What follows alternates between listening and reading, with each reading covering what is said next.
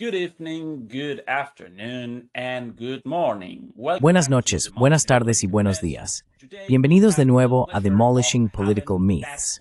Hoy tenemos el placer de tener de vuelta con nosotros a nuestro amigo Pascal Lotas, quien, como seguramente saben, es profesor asociado en una universidad en Kioto, Japón. También dirige el canal Neutrality Studies, que les recomiendo visitar. También tiene una versión en español llamada Sane Vox Español. Si quieren ver el análisis de Pascal en español, pueden visitar su canal en español también. Todo está enlazado en la descripción. Pascal, ¿cómo está en Japón? Pascal, how are you there in Japan? Hola Ezequiel, estoy muy bien. El clima está extremadamente caluroso y estamos a punto de experimentar un tifón aquí. Pero hasta ahora, todo está bien. Okay, we have very hot weather here in Berlin as well, but no typhoons. Está bien. Aquí en Berlín también tenemos un clima muy caluroso, pero afortunadamente no hay tifones. Pascal, la última vez comenzamos con una visión general de nuestra discusión y luego entramos en detalles. Esta vez me gustaría hacer lo contrario y comenzar con temas específicos. Con eso, me refiero a discutir la situación en la guerra de Ucrania, particularmente la contraofensiva de Kursk y las batallas alrededor de Pokrovsk. El escenario militar allí está cambiando mucho. Centrémonos primero en Kursk. ¿Cómo interpretas esta contraofensiva? ¿Fue un acto de genialidad o locura? ¿Cómo lo ves?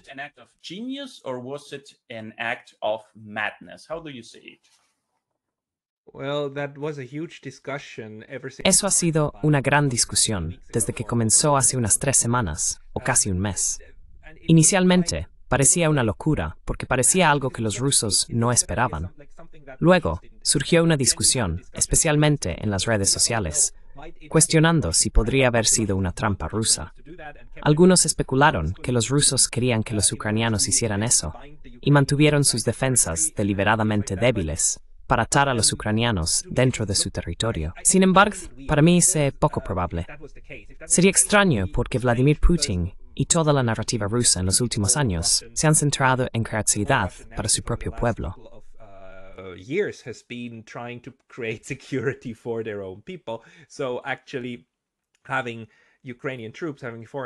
Tener tropas ucranianas y equipo de la OTAN en suelo ruso no encaja en la narrativa ni en el marco general que veo de Vladimir Putin. Tampoco se alinea con la situación en la que los rusos ya estaban ganando ventaja y ganando poco a poco en el Donbass a través de una guerra de desgaste. Un gran error de concepto en Occidente es que Rusia quiere ganar la mayor cantidad de territorio posible. Ese nunca fue su objetivo principal. El problema no era el territorio. Ucrania. Incluso antes de la invasión de 2022, Romana las desmilitaristas de Ucrania.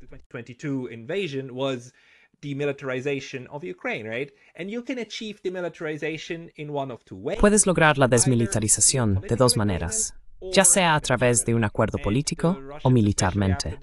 Los rusos, especialmente después de las conversaciones de paz de Estambul en 2022, donde casi llegaron a un acuerdo, recalibraron su estrategia cuando eso fracasó.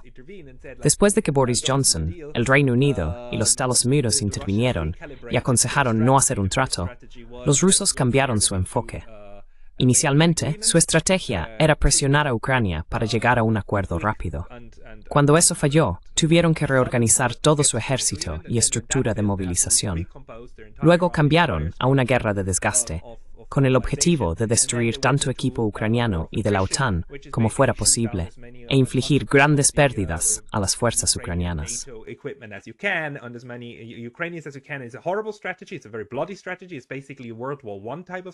Es una estrategia horrible. Es una estrategia muy sangrienta, reminiscentemente de las tácticas de la Primera Guerra Mundial. Pero estaba funcionando para ellos desmilitarizar a Ucrania y la OTAN. Para cuando ocurrió la batalla de Kursk, los rusos ya habían avanzado significativamente, tomando pequeños asentamientos y acercándose al Dnieper.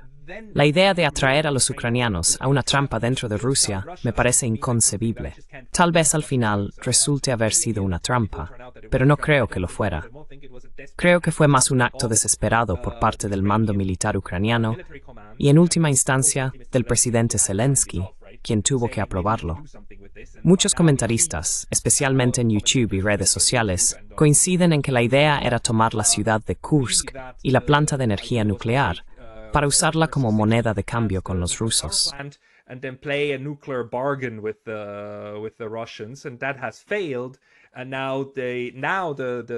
Esa estrategia ha fracasado.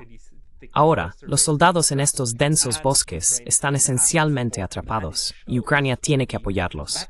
Esto es evidente en el campo de batalla, ya que los rusos están avanzando mucho más rápido en Donbass, capturando pueblos enteros casi semanalmente, junto con posiciones muy importantes.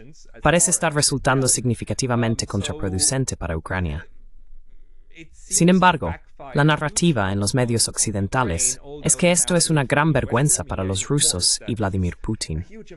Sugieren que un levantamiento público o golpe de Estado largamente esperado contra él, posiblemente por parte de algunos militares, está a solo días o semanas de distancia.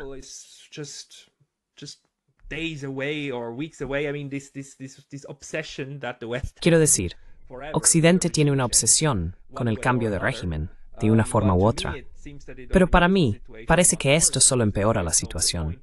Refuerza la idea en los rusos de que Ucrania es una amenaza real que necesita ser contenida. Lo que no sé es cuán fácil es para Rusia contener esta amenaza. Obviamente no es fácil. De lo contrario, las fuerzas ucranianas ya estarían fuera. Por los discursos políticos que ha estado dando el señor Putin, que también están siendo subidos por el Kremlin, parece que están haciendo una planificación a largo plazo para el invierno sobre cómo lidiar con esta incursión en las regiones afectadas.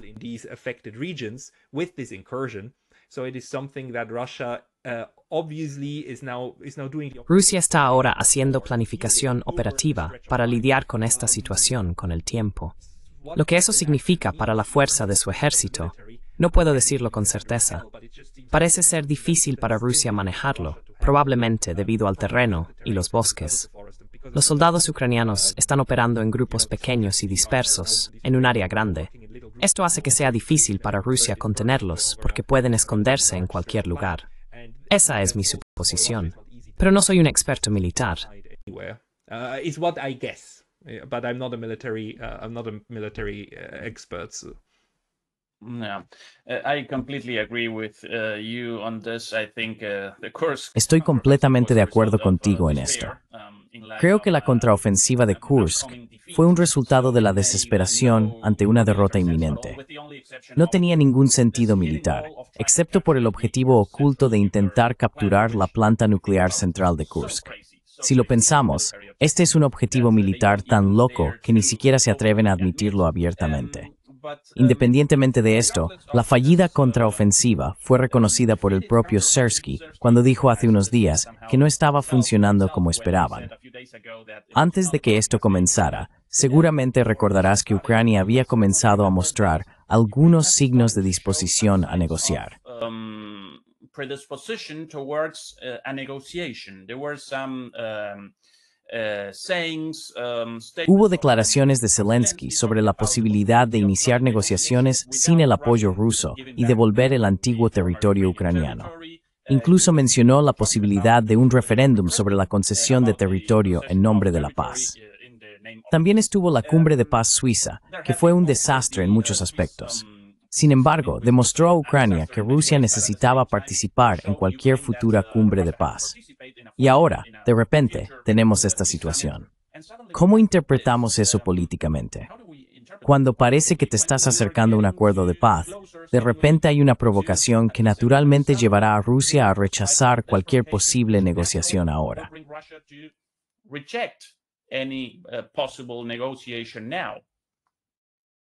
Well, I do think that Kursk was certainly. Bueno, creo que Kursk fue ciertamente más que solo un puente que Ucrania quemó, haciendo imposible alcanzar un acuerdo de paz rápido con Rusia, incluso si los ucranianos finalmente estuvieran dispuestos a hacerlo.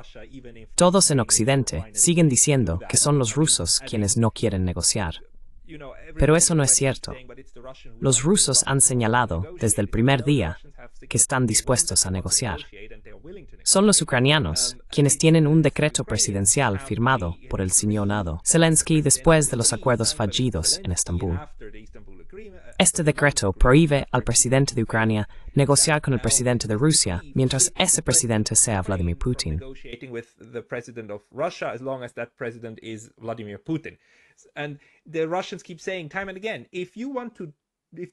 Los rusos siguen diciendo repetidamente que si quieres tener una negociación honesta, entonces simplemente deshazte de ese decreto.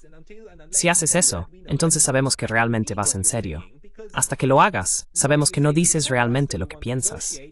Dices a las cámaras que quieres negociar, pero en realidad no lo haces. Esto es algo que entiendo. No puedes tener estas dos cosas al mismo tiempo. Lo difícil es discernir qué es pura retórica.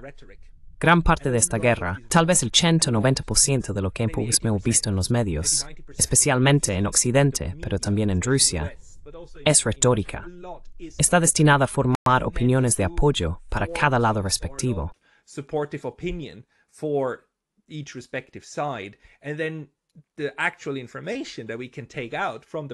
La información real que podemos extraer de la propaganda que se nos alimenta repetidamente en ambos lados es muy difícil de discernir.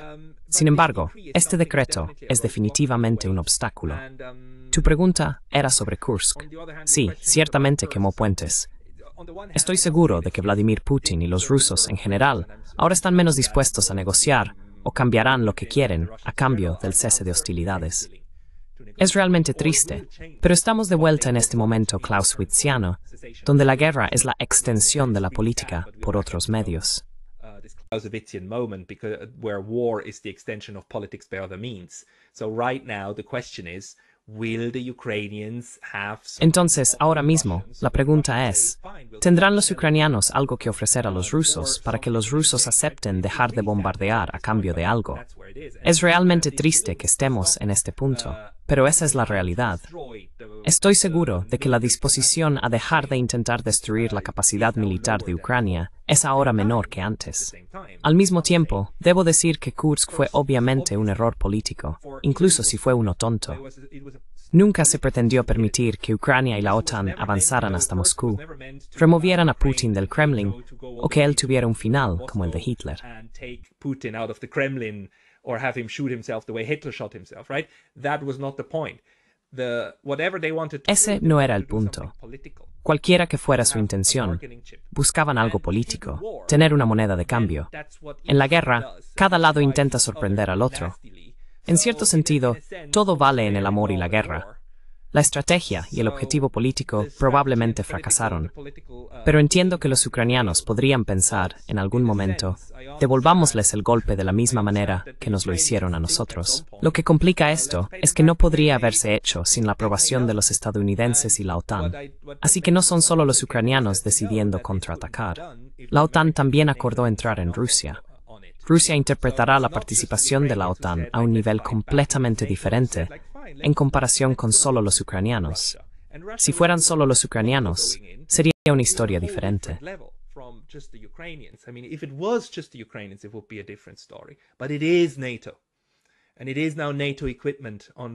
Pero es la OTAN, y ahora el equipo de la OTAN está en territorio ruso. Esto es algo que los rusos han estado advirtiendo desde el principio. Lo ven como un problema existencial. Nos estamos acercando a un momento en el que ambas partes podrían considerar el uso de armas nucleares. No se trata solo de que los rusos quieran mantener a los ucranianos fuera y derrotarlos. La OTAN también podría llegar a un punto en el que digan que se han quedado sin proyectiles normales de 155 milímetros y otras armas. Sin embargo, todavía tienen algunas armas nucleares tácticas. Este es en realidad el análisis de Ray McGovern, un exanalista de la CIA con quien hablé esta mañana. Dijo que cuando te quedas sin armamento convencional para lograr tus objetivos, podrían si anilexreichica, considera senacha freskenex inbult armas nucleim. Even think, about scenarios in which you might go nuclear. So we have a situation where both. Tenemos una situación en la que ambas partes podrían estar incentivadas a comenzar a usar armas nucleares tácticas de bajo rendimiento en el campo de batalla. Estas no son las que se usan para destruir ciudades, no son las estratégicas, sino las más pequeñas. Sin embargo, esto puede y se saldrá de control. El señor Lavrov nos advirtió sobre esto la semana pasada. Dijo abiertamente, nosotros también tenemos armas nucleares tácticas. No piensen en comenzar esto, porque una vez que comencemos la escalada nuclear, podríamos no ser capaces de detenerla. Nunca lo hemos intentado, y es muy aterrador. No queremos eso. Esto nos muestra que ahora estamos más cerca del momento en que uno de los dos lados podría comenzar a usar armas nucleares tácticas.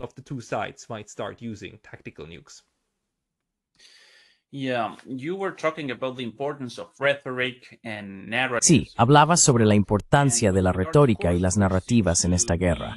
En cuanto a Kursk, parece ser un fracaso político y militar. Sin embargo, desde la perspectiva de la retórica, parece ser un gran éxito. Esto es evidente porque hace 2 días, los ministros de Exteriores europeos estaban discutiendo en Bruselas la posibilidad de levantar todas las restricciones sobre el uso de armas proporcionadas por la OTAN a Ucrania. Esto básicamente significaría permitir ataques con misiles de largo alcance en cualquier parte de Rusia. Esto de alguna manera tiene sentido en el contexto de tu interpretación. ¿Es este uno de los pasos que conducen hacia una escalada que podría resultar en el uso de armas nucleares tácticas también, Pascal?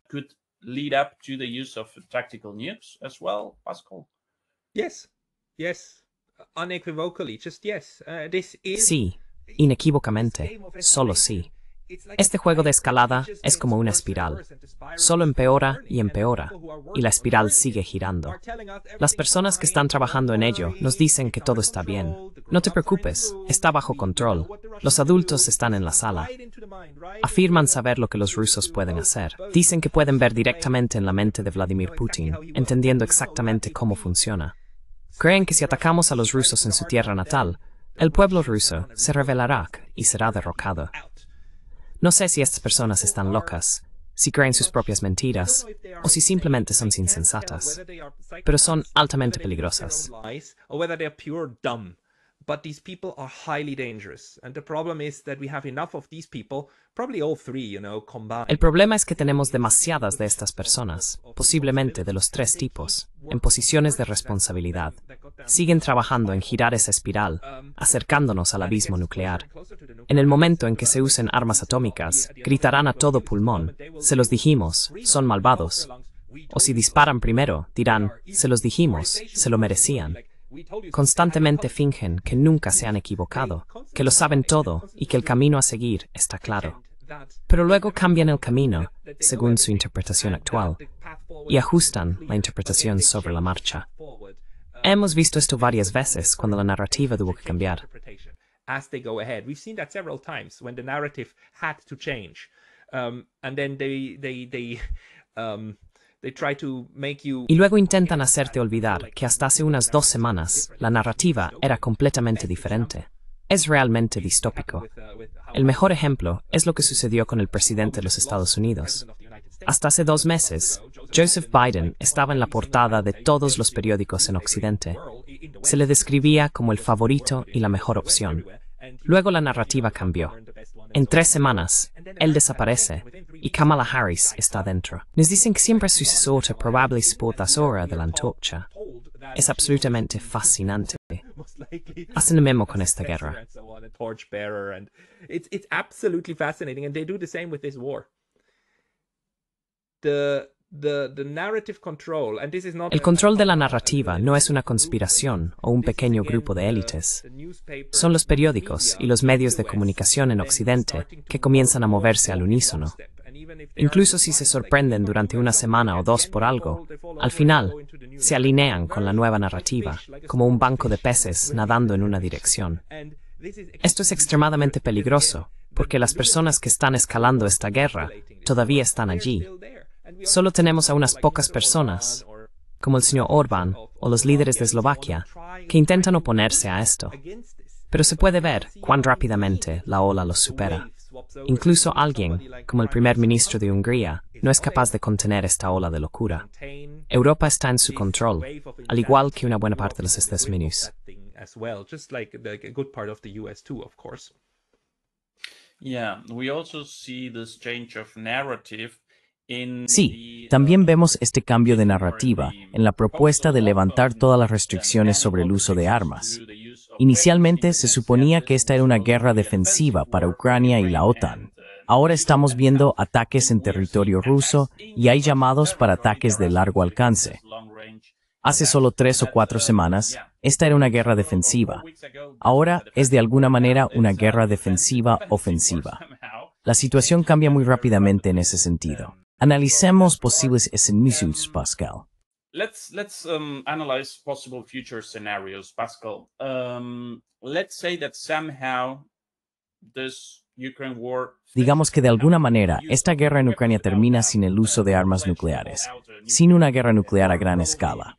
Esto podría suceder debido a la derrota de Ucrania, o si Trump llega al poder y decide terminar con la OTAN o el apoyo de NUS a Ucrania. Sea cual sea la razón, cuando esto termine, se vuelve cada vez más claro que el problema subyacente, la lucha por las esferas de influencia, o más específicamente, la expansión hacia el este de la OTAN, permanecerá sin resolver. Por lo tanto, probablemente enfrentaremos otras guerras o conflictos en este contexto. Entonces, ¿dónde crees que podrían comenzar futuros conflictos o guerras? ¿Podemos prever algunos posibles escenarios para el futuro? Foresee some of the possible scenarios in the future? Bueno, una vez que esta guerra se calme, la pregunta es si habrá sido solo un conflicto entre Rusia y Ucrania con el apoyo de la OTAN, o si el resto de la OTAN se verá involucrado. ¿Terminará la guerra antes de que se intensifique más? Esto aún podría suceder. La única oportunidad para que Ucrania salga victoriosa podría ser involucrando a la OTAN. Esto podría significar provocar a Rusia hasta el punto de que ataque bases aéreas en Polonia y Rumania, activando el artículo 5 y llevando a una guerra a gran escala. Si llegamos a un acuerdo de paz después de tal escalada, será muy difícil predecir qué sucederá después.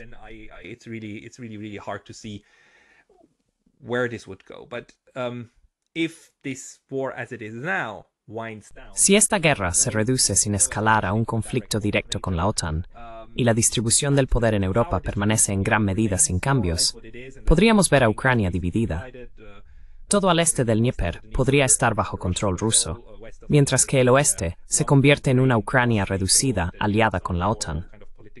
Esto podría llevar a una reorganización política, no exactamente una segunda cortina de hierro, pero sí una división dura al estilo coreano. Si Occidente permanece sin cambios, por ejemplo, si Kamala Harris es elegida y no hay un cambio en la toma de decisiones de Estados Unidos o la OTAN, entonces la OTAN podría intentar escalar en el norte.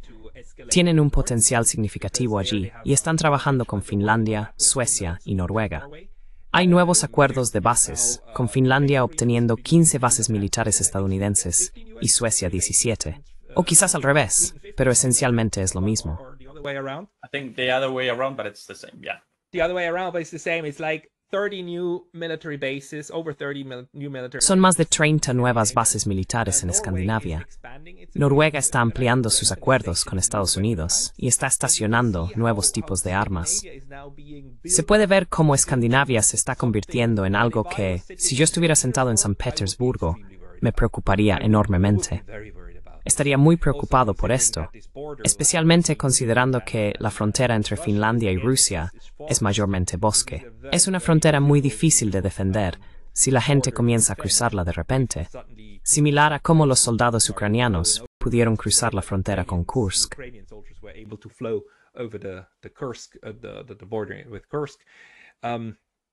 I would be extremely worried about that. This is a very is a huge threat scenario. Me preocuparía muchísimo por eso. Este es un escenario de amenaza enorme. Otra posibilidad es que Rusia podría tomar represalias utilizando proxies en el Medio Oriente, Asia Occidental, Siria y así sucesivamente.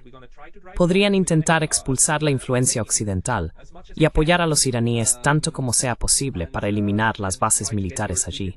Luego podríamos ver ataques de precisión de ambas superpotencias, apuntando a las vulnerabilidades del otro. Una posible escalada, que espero no ocurra, pero no sería sorprendente, es si empezamos a ver afirmaciones en los periódicos de que Kaliningrado siempre ha sido polaco o alemán. Kaliningrad has actually always been Polish or has always been German, and saying like, okay, if Russia takes the Y ya sabes, decir algo como que si Rusia toma la parte oriental de Ucrania, entonces la OTAN debería controlar Kaliningrado, que es por supuesto una parte integral de Rusia, pero un enclave. Está rodeado por los estados bálticos y Polonia. Esta es una posición indefendible para los rusos militarmente. Es muy fácil aislarlo y hacer la vida muy difícil para los rusos que viven en Kaliningrado. Espero que eso no suceda, pero podrían ver tales tácticas para dañarse mutuamente lo más posible. Eso sería, por supuesto, horrible para los soldados y civiles involucrados.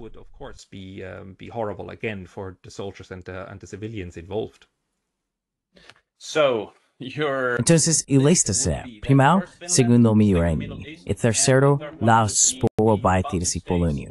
¿Lo entendí bien? Did I get you right? Yes, I mean these are potential places where escalation can happen. Sí, estos son lugares potenciales donde puede ocurrir una escalada por debajo del umbral del uso de misiles y las capacidades militares más avanzadas que aún tienen todas las partes, como los F-35 y el equipo que poseen los rusos. Hablé con un experto en aviación hace unos 2 meses. Mencionó que aún no hemos visto los aviones más avanzados utilizados por ninguna de las partes. El F-16 es un avión antiguo, de casi 40 o incluso 50 años. Creo que se usó por primera vez alrededor de la época de la guerra de Vietnam o la primera guerra de Irak.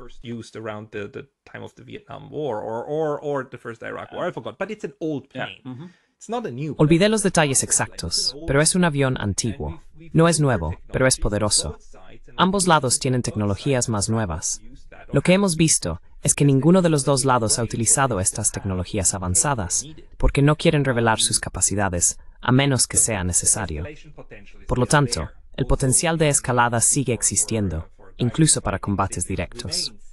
Sin embargo, si se mantiene indirecto, probablemente será a través de Finlandia, y posiblemente en algún lugar de Asia Occidental, con ataques a pequeña escala para desestabilizar la narrativa de control del otro.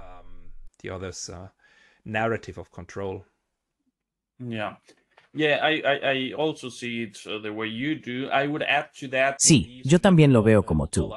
Añadiría el escenario de Moldavia. Creo que podría convertirse rápidamente en un punto de tensión. Rusia podría intentar conectar la tierra que ha tomado de Ucrania con Transnistria en Moldavia. Moldavia no es parte de la Unión Europea y hasta donde recuerdo tampoco es parte de la OTAN. Así que en mi opinión, ese sería el primer escenario posible dentro del marco de todas las opciones que acabas de mencionar. Tienes razón.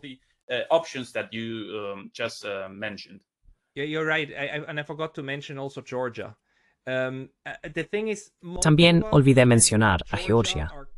La cuestión es que tanto Moldavia como Georgia están actualmente políticamente estables en el sentido de que están internamente limitadas. No pueden alinearse fácilmente con ningún lado y convertirse en un punto de contención. Moldavia está internamente limitada porque Transnistria asegura que el resto de Moldavia no se mueva inmediatamente hacia la Alianza Euroatlántica. En Georgia, el partido Sueño Georgiano está en el poder, y hay una especie de entendimiento de que no quieren convertirse en otra Ucrania. Ya han enfrentado una crisis significativa, han perdido 2 provincias y tienen un conflicto en curso.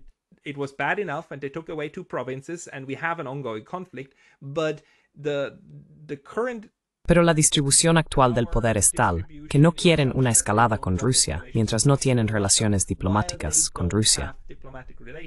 Occidente sigue retratando a Georgia como si estuviera en el bolsillo de Rusia, pero eso es ridículo. Esas son declaraciones tontas, porque el Partido Sueño Georgiano no tiene relaciones diplomáticas con Rusia. Están diciendo, Rusia todavía está ocupando 2 de nuestras provincias. Devuélvanlas. Un colega georgiano en mi canal, Lasha Kasaradze, lo dijo una vez de manera hermosa.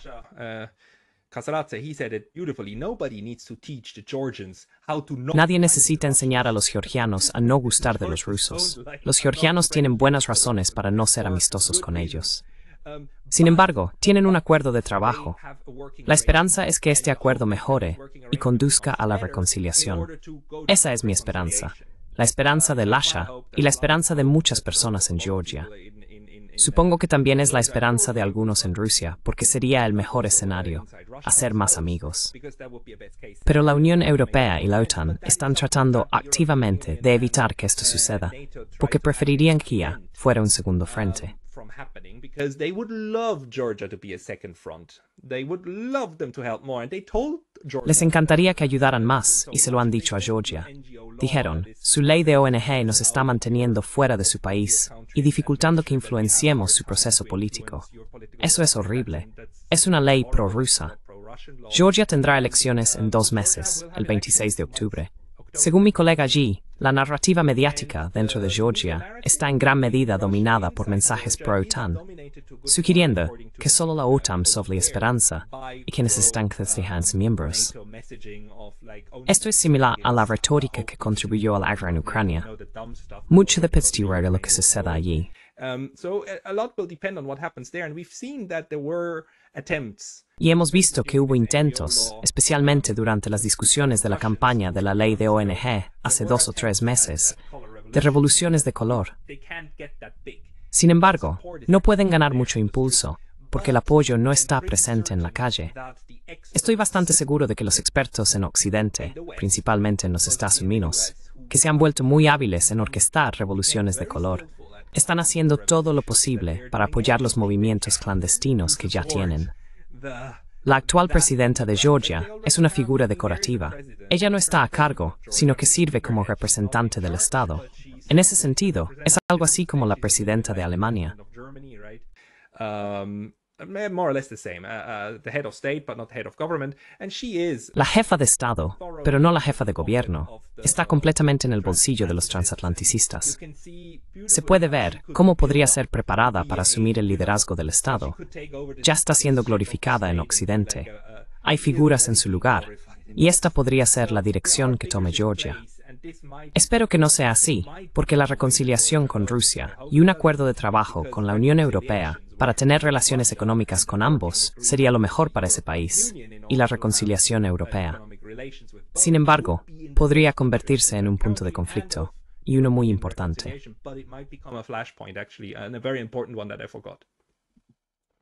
Yeah, you're talking about Zurabichvili, right? Sí, estás hablando de Salome Zurabichvili, ¿verdad? Esta presidenta franco-georgiana, nacida en Francia, visitó Georgia por primera vez cuando tenía unos 30 años o algo así.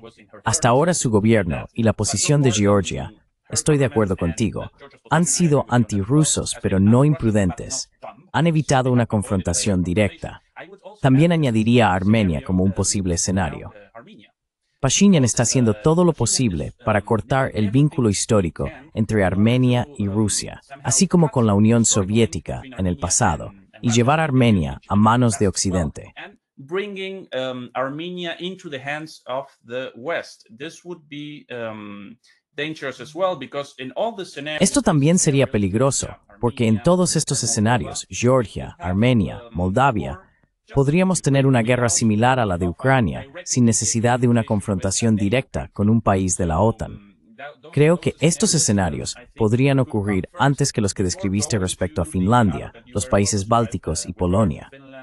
En cualquier caso, es triste, Pascal, que estemos en una situación con la posibilidad de escalada. Incluso cuando pensamos en el futuro, se está gratim, traviat minthanin thrent, is as if walls. As a grow of thirsting, right? New wars coming. This is really a sad and crazy thing, right? Yeah, and we didn't even touch on the Pacific, right? Where we know that Sí, y ni siquiera tocamos el tema del Pacífico, donde ciertos poderes en Washington están ansiosos por un conflicto con China. Hay una tensión significativa que involucra a Filipinas y especialmente alrededor de Taiwán. Tampoco discutimos la situación en curso en Gaza y la desesperación que enfrentan los palestinos. Todos estos son temas que ni siquiera hemos abordado. Además está África. De las guerras continúan y las grandes potencias intentan aumentar su influencia. Francia y Estados Unidos se están dando cuenta de que han descuidado África y que los rusos son más favorecidos allí que los franceses e incluso los estadounidenses. The French and even the Americans, and this has another huge potential to blow up. Esta situación tiene el potencial de escalar en varios lugares, más allá de los conflictos actuales. Está lejos de ser estable. Mi esperanza es que lleguemos a un punto donde las grandes potencias, especialmente Estados Unidos, puedan establecer acuerdos de trabajo. Podrían darse cuenta de que impulsar el cambio de régimen y extender su influencia por todas partes puede no ser la mejor estrategia. En su lugar, deberían aspirar a construir un marco estable. Esto implicaría equilibrar el poder entre ellos para crear estabilidad, similar a un concierto de potencias del siglo XIX.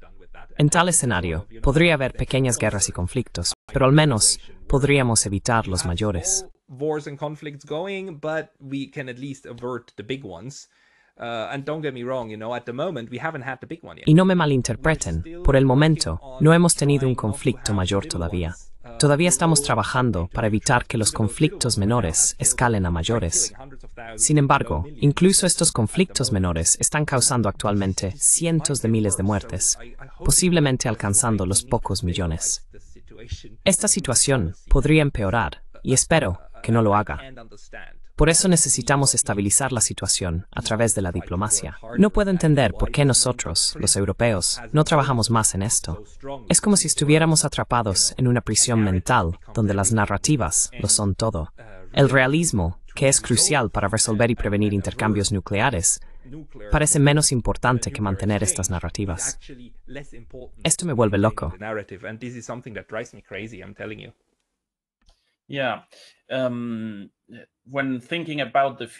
Sí, al pensar en el futuro, la situación en Gaza, o más generalmente, Palestina, es aún más desgarradora. Independientemente de los resultados de las elecciones en Estados Unidos, sabemos que ambos candidatos continuarán apoyando la violencia que estamos presenciando allí.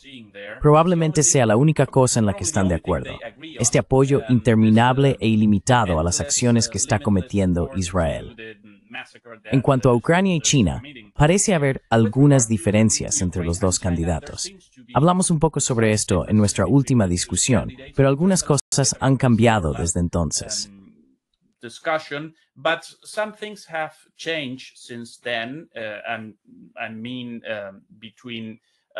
Quiero decir, entre la candidatura de Donald Trump y ahora la candidatura de Kamala Harris. Cuando hablamos la última vez, Biden todavía era candidato, y Trump había seleccionado a J.D. Vance como su vicepresidente. Esto sucedió entre nuestra última discusión y ahora. ¿Crees que algo ha cambiado? ¿Crees que Trump ha solidificado su posición respecto a Ucrania si se convierte en presidente? ¿Crees que todavía tiene una buena oportunidad de ser elegido? ¿Crees que escalará el conflicto con China? ¿Qué opinas de Kamala Harris? Por favor, dame una visión general de tu opinión sobre los Estados Unidos ahora, Pascal.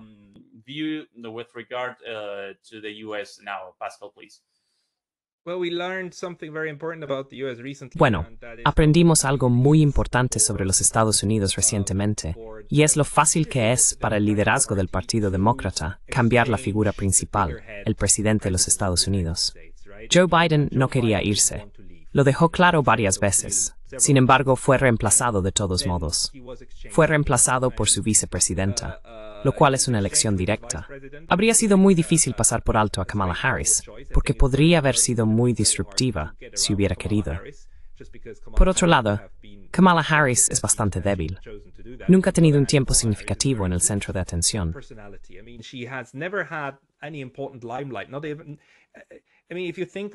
Si piensas en las personas que en los últimos 3 años y medio estuvieron constantemente en el centro de atención, ciertamente fue Joe Biden. Luego estaba su secretario de Estado, Antony Blinken, e incluso su asesor de seguridad nacional, Jake Sullivan, quienes obtuvieron mucha más exposición en términos de política internacional que Kamala Harris. Desde afuera, parece que Kamala Harris no tiene el mismo nivel de visibilidad. Tal vez sea diferente dentro de los Estados Unidos, pero Kamala Harris nunca ha sido una política fuerte y bien visible, incluso en asuntos internos. Esto es extraño. Recientemente dio su primera entrevista real de noticias y llevó a su elección vicepresidencial.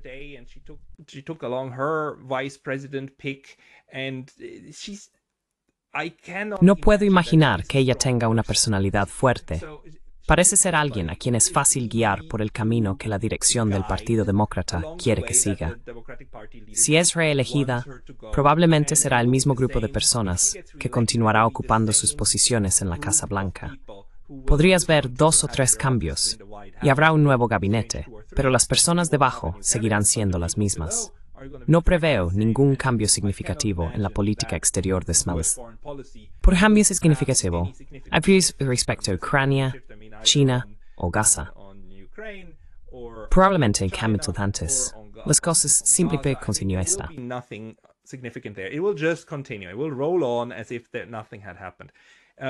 Continuará como si nada hubiera pasado.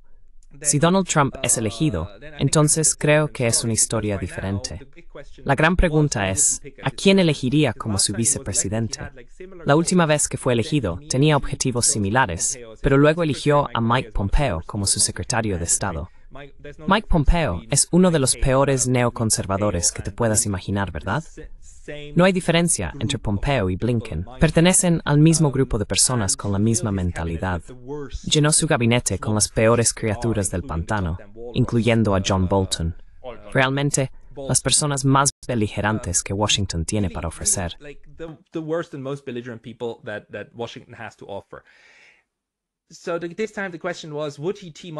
Esta vez, la pregunta era si volvería a aliarse con un neoconservador.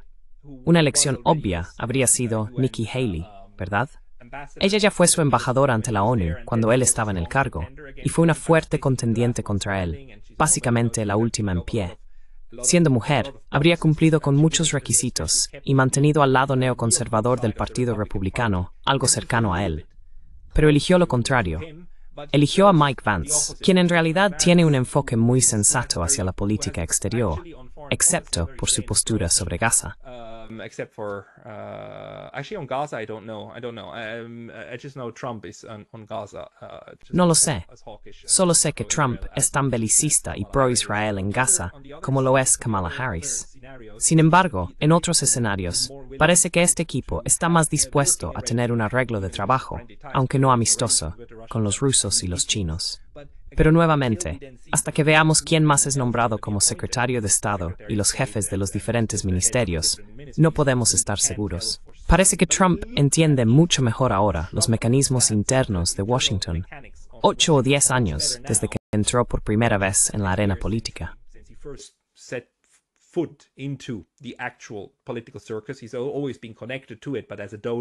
Siempre ha estado conectado como donante y afiliado, pero no como un actor político en sí mismo. Así que me parece que ahora lo entiende mejor. Tal vez sea solo mi esperanza de que si es elegido, la política exterior de Estados Unidos pueda volverse un poco más realista y moderada. Bajo Kamala Harris, es seguro que no lo será. También es muy interesante que hemos visto un cambio completo. Los demócratas solían ser el partido pro-paz, antiguerra de Vietnam y antiguerra en general. Eso ha cambiado completamente. Ahora el partido pro-guerra son los demócratas. Incluso los neoconservadores republicanos han migrado a los demócratas, mientras que los pacifistas demócratas, las personas que me gustan, se han movido a los republicanos. The people I like, they migrated to the Republicans. Most obviously, Tulsi Gabbard. Más obviamente, Tulsi Gabbard. Ella era una demócrata acérrima, ¿verdad? Ahora apoya abiertamente a Donald Trump. Otro es Kennedy, quien apoya oficialmente a Donald Trump, porque ambos creen que probablemente es la única oportunidad para salir de la situación actual, incluso si solían estar en desacuerdo o todavía tienen desacuerdos con Trump. Lo interesante es que reconocen esto. Dicen, no estamos de acuerdo en todo, pero estamos de acuerdo en lo suficiente como para trabajar juntos. Y eso es aceptable para ellos. Para los demócratas, esto es un gran pecado, ¿verdad? No puedes hacer eso. Necesitas suscribirte al 100% a cada palabra que Kamala Harris y el liderazgo demócrata digan.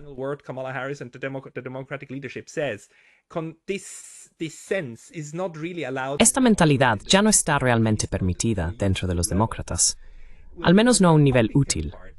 Dentro del Partido Republicano, o al menos el nuevo Partido Republicano que tenemos ahora, parece que esta mentalidad entre los actores individuales todavía se fomenta. Todavía puedes trabajar con los demás. También puedes ver eso en la forma en que Tucker Carlson, por ejemplo, conduce sus discusiones. Él dice, tengo desacuerdos con la gente, pero puedo aceptar que estos desacuerdos existen, y aún podemos trabajar juntos en ciertas áreas. Así que eso ahora es una característica republicana, una característica de derecha del sistema, y ya no una de izquierda, lo cual es muy fascinante. En cierto sentido, acabamos de ver una inversión de los polos. Por eso los demócratas ahora están a favor de la censura.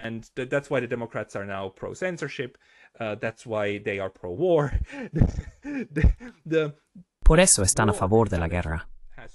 La mentalidad bélica ha pasado de los republicanos a los demócratas.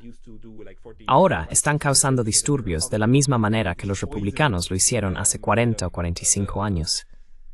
Este cambio está afectando lo que los demócratas solían representar. Estoy bastante seguro de que algunas de las grandes figuras del pasado, como JFK, probablemente no reconocerían su antiguo partido. Eso no quiere decir que JFK fuera perfecto. También era un halcón, aunque Kennedy Jr. intenta retratarlo como un presidente amante de la paz. JFK también tenía sus defectos, pero no en la medida que estamos viendo hoy. Los neoconservadores todavía creen en el control total del mundo, o nada.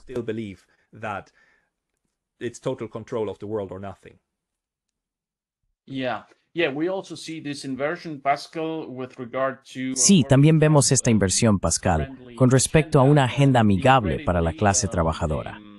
Increíblemente, los republicanos ahora se están convirtiendo en un partido conservador popular, mientras que los demócratas se están convirtiendo cada vez más en el partido de Wall Street, Silicon Valley, las grandes farmacéuticas y las grandes corporaciones. Hemos acordado limitar el tiempo de esta discusión alrededor de 1 hora. Así que, como solemos hacer, Pascal, te daré el micrófono para que tengas las últimas palabras y cierres esta muy agradable conversación que hemos tenido.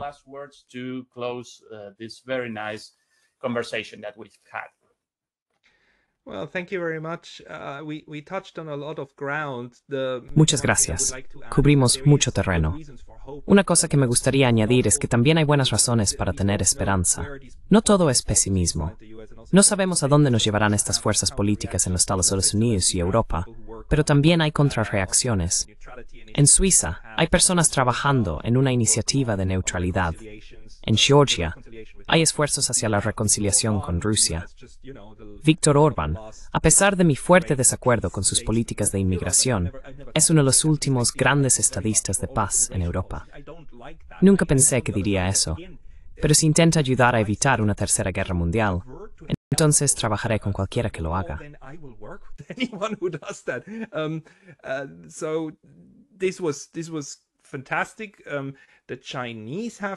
Esto fue fantástico.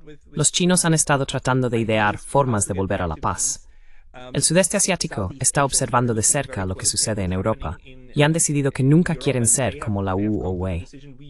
La ASEAN, la Asociación de Naciones del Sudeste Asiático, ha sido comparada durante mucho tiempo con la Unión Europea y a menudo fue criticada por ser débil y desunida, con sugerencias de ser más como la UE. Ahora, nadie en la ASEAN siquiera consideraría querer ser como la UISMOE, porque ven cómo este proyecto está fallando y colapsando ante sus ojos. Están descubriendo sus fortalezas a través de la cooperación soberana, pero no de la integración. Sovereign cooperation, but not integration, and BRICS works in the same way. We are seeing that new BRICS funciona de manera similar. Estamos viendo el desarrollo de nuevos modelos de cooperación, junto con nuevas tecnologías e infraestructuras, especialmente en el ámbito bancario. El poder que solía residir en Washington y Nueva York ya se está volviendo multipolar. Esto trae nuevos desafíos y, por supuesto, es peligroso. Sin embargo, también ofrece la posibilidad de desarrollar un futuro más estable. Esto podría suceder una vez que cambie la mentalidad, particularmente la europea que proviene de Estados Unidos y la OTAN, que cree que la dominación es el único enfoque efectivo.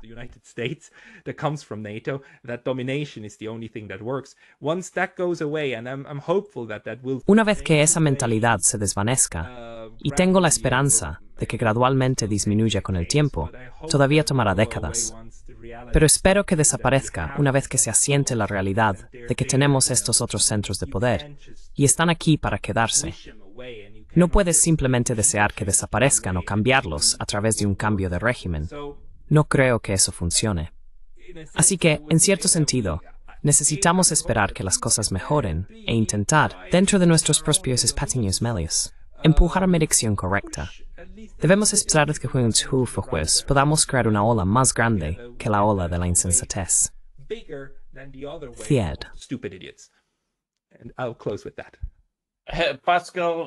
Pascal, es genial terminar con una nota más positiva. Muchas gracias de nuevo y espero verte pronto de regreso en nuestro canal. Adiós. Muchas gracias. Bye bye. Thank you very much.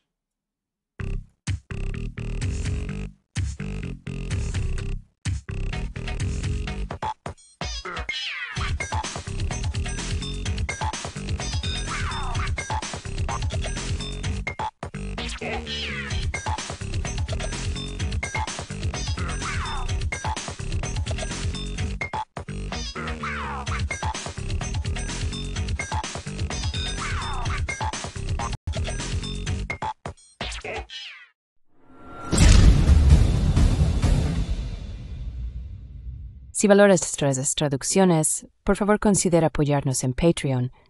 El enlace está en la descripción. Muchas gracias.